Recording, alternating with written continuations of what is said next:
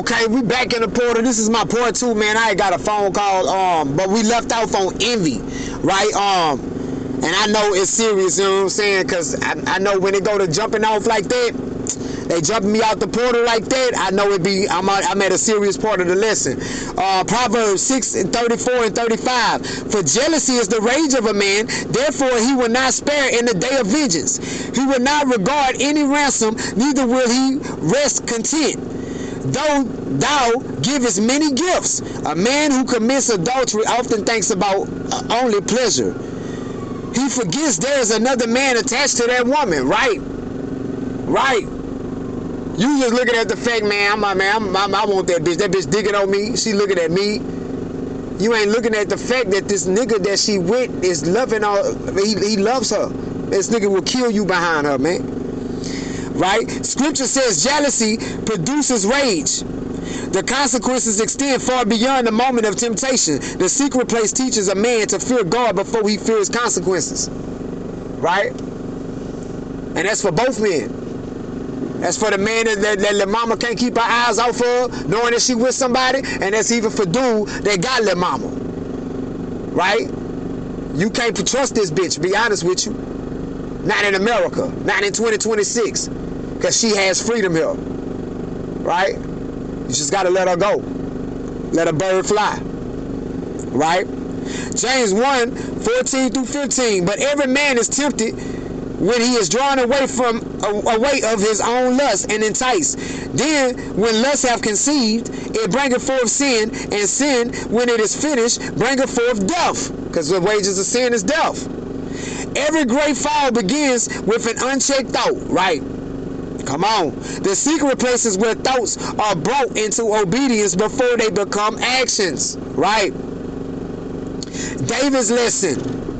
David was a man after God's own heart. Yet when he stopped watching and praying, he remained home while his army went to war. He saw another man's wife, desired her, took her, and then tried to cover his sin. He was coveting. Coveting led into envy. Envy led straight into that action. Even a great man can fall when he drifts from continual fellowship with God. I don't give a fuck how great you is. Give a fuck how great you are. Sin, man, you ain't on your motherfucking game. Sin gonna come check your motherfucking chin, man. Sin is coming to check your motherfucking chin, man. The lesson is not that David was beyond hope, but that no one is beyond temptation. Say it again, chat. The lesson is not that David was beyond hope, but that no one is beyond temptation. Yeah.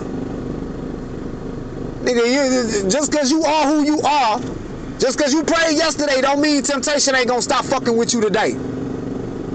Just because you prayed earlier today don't mean that temptation ain't gonna stop fucking with you right now. Right? Joseph's lesson. Joseph was alone with Potiphar's wife. No one would have known. Right? Nobody would have known that Joseph would have popped Potiphar's wife. Yet Joseph asked, how can I then do this great wickedness and sin against God? Joseph's first concern was not getting caught. It was grieving God. That is the mindset of a man who lives in a secret place. Right? Joseph was in the secret place.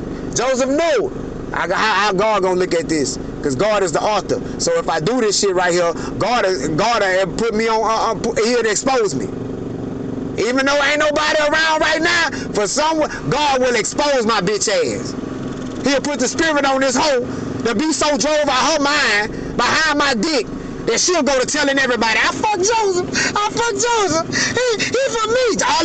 All it would have took was Joseph to been talking to one of them little slave girls, and that hoe looked up and seen Joseph talking to one of the slave girls. She was gonna lose her motherfucking mind behind Joseph's dick. Because Joseph put that dick in her life. Even though when Joseph put that dick in her life, nobody was around. Right? Trying to put you niggas on game. The Bible is a book of game. That's why them hoes hate the Bible. Nasty, funky bitches. Cain's lesson. Cain compared himself to Abel. Comparison became jealousy. Jealousy became hatred. Hatred became murder. We see it all day long, every day. It just popped off with my buddy. right? God warned Cain before he sinned, but Cain refused to master his emotions. My buddy didn't master his emotions. He wasn't in a secret place. So he pulled up behind dude's car, blocked him in, not knowing that at that moment he was down there about to meet. He met his deathbed, because that's what he on right now, fight for his life. He on his deathbed. He thinking he about to just fight dude. He didn't know dude was gonna up that thing and bam, bam, bam, bam, lay it down. The secret place teaches us to bring wounded pride before God instead of allowing it to become violence. Right?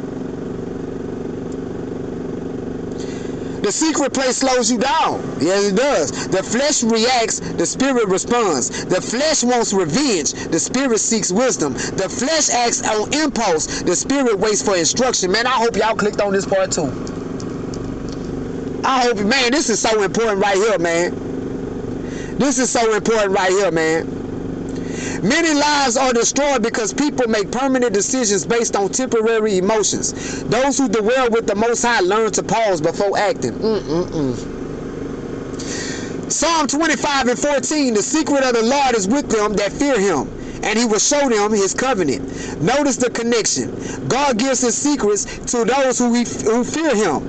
A man who fears God does not have to fear missing out. He knows what God has for him cannot be stolen by another man. Not at all. Not at all. Right? Pathetic application. As the world grows darker, envy will increase. We watching it now. It's only going to intensify. People will covet another man's peace. It's only going to intensify. Another man's marriage, another man's children, another man's provision, another man's protection. And a lot of these hoes so free out here, they gonna open up the door for that nigga to covet. But the man who dwells in the secret place knows his blessing comes from the Most High, not from taking what belongs to someone else. He does not chase another man's inheritance. He waits on God's promise. That is why he can remain calm while others panic, faithful while others compromise, and content while others covet. Powerful closing statement. Let's get the closing statement. The secret place doesn't just protect you from danger around you, it protects you from the enemy within you. Come on, say it again. Hold up. The secret place doesn't just protect you from danger around you, it protects you from the enemy within you. Why? Because you're your greatest enemy. You're not in a secret place, you're going to act off of emotions. That wisdom, knowledge, and understanding is not going to be communicating with your spirit. So you're going to do some fucked up shit. Right? It guards your heart from envy, which heart is mine. It guards your eyes from lust. It guards your mind from comparison. It guards your hands from impulse. It guards your feet from walking into destruction. A man who dwells in a secret place doesn't need to steal another man's blessing because he trusts that the Most High has already prepared his own. Right? This ties together Psalm 91's protection with the inward transformation that keeps a righteous man steadfast even when society is unraveling. And man, you want to be in a secret place, man. I don't give a fuck what you got going on. The best place for you to be in is the secret place of the Most High. And like my first part of the lesson said, my part one, man, is every prayer and obedience and discipline, bro. That's how you stay in the secret place of the Most High. That's how you keep them blessings coming, them blessings flowing. But you got so many things that's out here that's willing to distract you and willing to guide you and to what's the word I'm looking, coerce you out of the secret place. Right? And once you leave out that secret place of the Most High, man, you subject to do anything at any time. Right? My buddy wasn't thinking about his three little girls he got when he pulled up behind dude. Right? He wasn't thinking about none of that. Right? Reacting off an impulse because he wasn't in a secret place. Right? Even buddy that shot him, he wasn't in the secret place. Right? If he was, you know, there would have been no communication between him and his wife. Right? at all. If he was in a secret place, right, he would have been thinking enough to know, I gotta just take this ass whooping. I can't pull this firearm on you because you ain't got no firearm. I just gotta take this ass whooping, right? But because he wasn't in the secret place, wasn't able to think with knowledge, wisdom, and understanding, he ended up pulling his firearm, shot the man 6 times. Man didn't have a firearm. He can't really even plead self-defense. Even though everybody around is saying it's self-defense, that's not the law. The law is he has to have a firearm or some type of weapon, a knife, a bat, or something where he could have won up. If he didn't have anything that was going to be able to one up, it ain't self-defense. That's the law. That's the law. So as men, it's very important for you to be in the secret place of the Most High God, man. And that goes for me too, right? Like I say, man, I acted off an impulse, popping up by my ex house 2 something in the morning. And she said something about it. She was like, what if I had a nigga here? And I told her, like, shit, I was still coming in. Right? Because I knew I was acting off impulse. But because of mercy and grace of the Most High God, he was protecting me, man. That's why I cried today. Because I was like, man, you know, I ain't lying. Like, I could have been dead a lot of times. I'm only here right now because of your mercy and grace, Lord. You look out for me strictly because of mercy and grace. And man, it's a beautiful thing, right? When I do these lessons, I feel like I owe him these lessons, right? I owe him to stop smoking cigarettes. I owed him to stop smoking weed. Just off of all the blessings that he done poured on my life, man. Still pouring on my life, right? But one thing I feel like he's teaching me and want me to understand, look, man, outside of everything else, I need you to stay in a secret place. Because this shit only going to get rougher and rougher and rougher and rougher. Fuck these hoes right now. Fuck these women right now. Fuck these niggas. Fuck everything that's going on. I need you to stay in a secret place. That's where I need you at. And I hope you all have learned something, fellas. And if you know, if you wise out there, you done clicked on my part 2. If you ain't wise, you know, I mean, you probably clicked on part 1, and you know, you probably ain't making a part 2, and that's cool.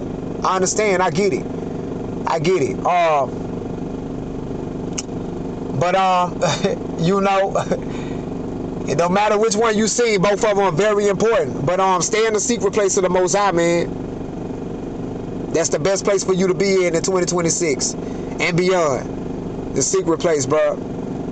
I hope I have done a great job with breaking down what the secret place is and how to abide in there, right? And how to reside in the secret place. But until next time, man, I see you guys in the portal. I ask that Yahweh Bahashem, Yahweh Shai, keep you guys covered out there. And until next time, you understand me? I'm out.